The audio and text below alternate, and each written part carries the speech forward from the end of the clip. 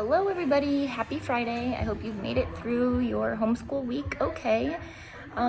We had some struggles in the beginning of the week, and Wednesday we just lost it completely, but we have recovered, and the last couple days were pretty good. Today was really good because I was like, we're gonna have fun Friday, and I normally don't let them have their iPads during the week, but I allowed them to have their iPad after they finished all of their schoolwork, like their computer work from today, and they thought that was the best. So they finished it quick, and then they were excited to have their iPads early. So that worked for us. There was some learning curve since we started getting stuff from the teachers this week about how I can help them on the computer at the same time. So that's where some of our frustrations came in this week, but now I think I have it pretty well figured out. And what works best for us is to have 2 hours of school with a break in the middle. So that first hour, they just need to have some online activities. And then their second hour is when they can do their studies, let's say. But I just wanted to share with you really quick some of the things that we've been using in case you didn't catch all of our videos for better explanations of these things. You can go back to our YouTube channel and find some more info on them, but I just wanted to show you real quick. So I'm going to start with Pierce. So some things I pulled out for Pierce this week are, first of all, these phonogram cards. They are really awesome. This is from a company called Spalding Phonics.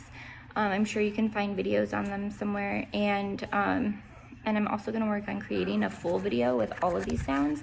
So these are all the phonograms, and you can see each card tells you how many sounds are in this phonogram. So this A can say a, or It also tells you on the back which ones to do. Sorry, Pierce is coming in my camera right now. And then there's a hand motion to go along with each one. So Pierce does a really great job remembering the hand motion. So now we can say, which sound does an F make? And he'll go, so he's catching on really quickly this way. So that's super helpful. Also, some other things that we did was I got pipe cleaners, and these were really fun for him to stick in a strainer. So I just pulled out a strainer and he made an alien head, and he did it probably 3 or 4 times, so it kept him busy for 20 minutes, which was helpful.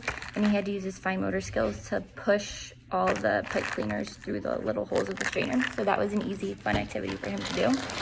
The other thing was I had all these clothespins. This was a center that I used to have when I was teaching, but you could easily get these, and you could do this with a plate, or you could leave this blank, quite honestly. This is just, he was able to match a lot of the letters, but not all of them. So on each clothespin, there is a letter to match on here, and he had to find it and put it in the right spot. But I was really more concerned with him doing the pincher grip, because these for him were hard to open and close. So that was really helpful. And then another day I had him go through and take them all off just to strengthen his pincher grip. The last activity I wanted to show you is I made him a little racetrack like this. And he had these little stickers with the matching letters on them, and he had to go through and match them all up. And then he called each one a roadblock, and he took his little card and he was like, oh, we gotta hop over the letter, and he would hop over it. And then next week I'm gonna take these stickers and I'm gonna stick them on his actual toy cars and have him line cars up among the racetrack, so to match the letters that way. So I think he'll like that. Okay, so some things we did with Kennedy is I have these little sheets that I made up. This is one, and this is the other, and this is a way to use thinking maps with stories. So this one, you just have to put the title and the author, and then you draw a picture of your favorite part. This is a good starting activity. And then they can start retelling stories with only 3 boxes. So this is hard for kids because they want to tell you every single thing that happened in a story. So for them to narrow down 3 important parts of a story is very difficult for them. And then they can write some sentences as to follow along with each part of their story. I know it's backwards on the camera, but you can get the idea. Once she masters that, we'll move into this one, which is a little more intense, but it has the title and the author, and then the characters are in a brace map. And then you're gonna pick a character and describe it here. So A bubble map is used just for describing, so this is a great way to practice some of those adjective vocabulary words. This one talks about the setting, same thing with beginning, middle, and end, and then this is comparing and contrasting two stories, or yourself to a character, not two stories. You can either do two characters or yourself to a character. So in this particular one, it's going to be Kennedy and whatever character in the story. A double bubble map does not have to have adjectives, so you can put basically whatever you want in there. The important thing to remember with a double bubble map is it is one-to-one correspondence. So if Kennedy has blonde hair and the character has brown hair, that works. But if Kennedy has if the character has glasses and Kennedy doesn't wear glasses, you don't have to write that. So that's just a great way to practice a bunch of different character or story elements from one story, and it's easy to do. She also did 3D shapes this week. So at first she made a circle map with a bunch of 3D shapes in there that she found around the house. And then at the end of the week, she turned her 3D shapes into a tree map. So if these are like pictures that I printed out, but if you didn't have a printer, you could easily use magazines and cut out pictures or draw pictures, whatever you needed to do in order to do that. And then this last thing was just reading these word cards and matching them up to the picture. So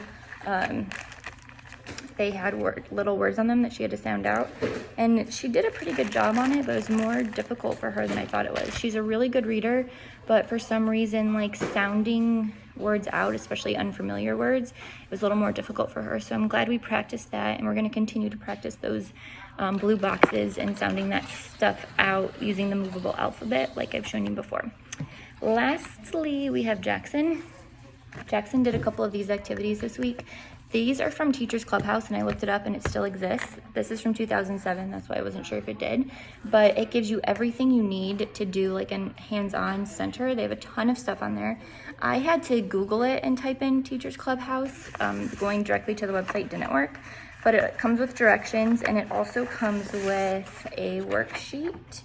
So you can just print those out, and it's something easy and hands-on that they can do.